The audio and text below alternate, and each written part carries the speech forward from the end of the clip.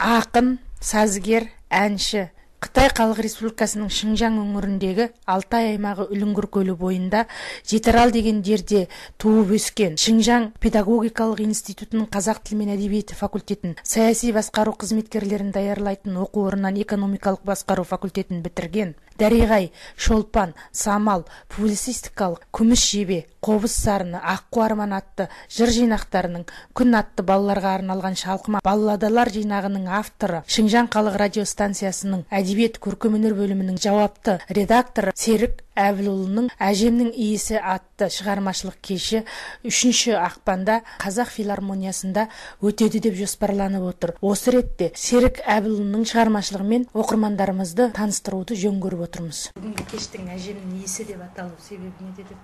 Бұл «Әжемнің иісі» деген шығарманы жазудың өзі бізге бір үлкен ойдан келетін шындық. Кез келген шығарма, мейлі сөзін жазайын мен, мейлі әуенін шығарайын, өзі адамға ойдан келеді. Біз енді әжеміздің баласы болып өстік, ауылдан алыстап кеттік. Былайша айтқанда мен Алтайдың Бұрылтай ауданында туып өстім. Үлінгір көл дейтін көл бар, жағасында Жетарал дейтін жер бар. Сол көлдің бойында Жетаралда әжеміздің сол кісінің алақанында өстік. Кейтінде Үрімжіге кеттік, алыстадық, ауылды сағындық. Сол бір кезде туған сағыныш болатын енді. Енді бұның ішінде көптеген өз мағыналық дүниесі бар. Музыкасы жағында, әуен жағында да, сөз жағында да. Ол біреуі туған елге, туған жерге деген сағыныш. Ауыл ана дейміз. Ауылда ана, ауылда әже. Жаңағы біздің көл, біздің ауыл алтын бесік дейміз. Сол бәрінде не жатыр дегенде, сол бесікті тербеткенде бізді бүкіл ер жеткізгенде әже ғой енді. Жалпы қазақ даласында менің бір ойға сала беретіні, аналардың орны бөлек. Соның ішінде әжелердің орны тіпті де бөлек.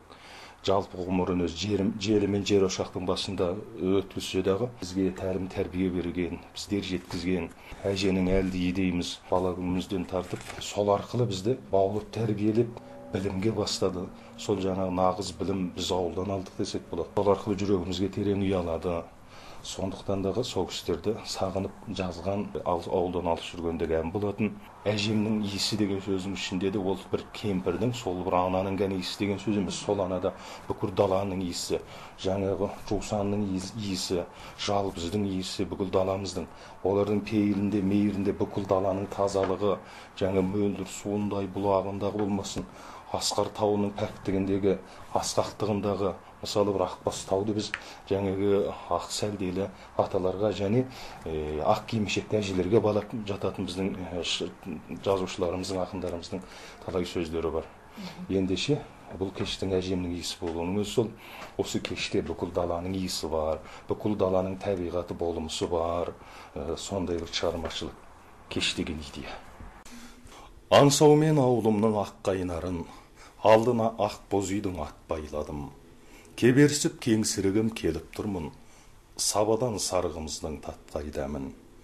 Туған ел ынтызармын тұнығыңа, қымызың қуат болған қыз ұлыңа, есіктен жер ошаққа елеңдеймін, әжемнің иісі келіп мұрыныма.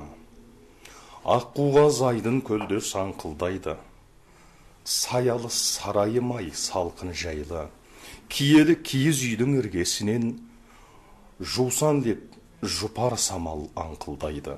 Сарқылмас көңілімнің күйі сынды, тағдырым сағынышты сый ұсынды. Ақ үйде ақ жол тілеп қалып едің, әжем ау, сағындым ғой иісіңді.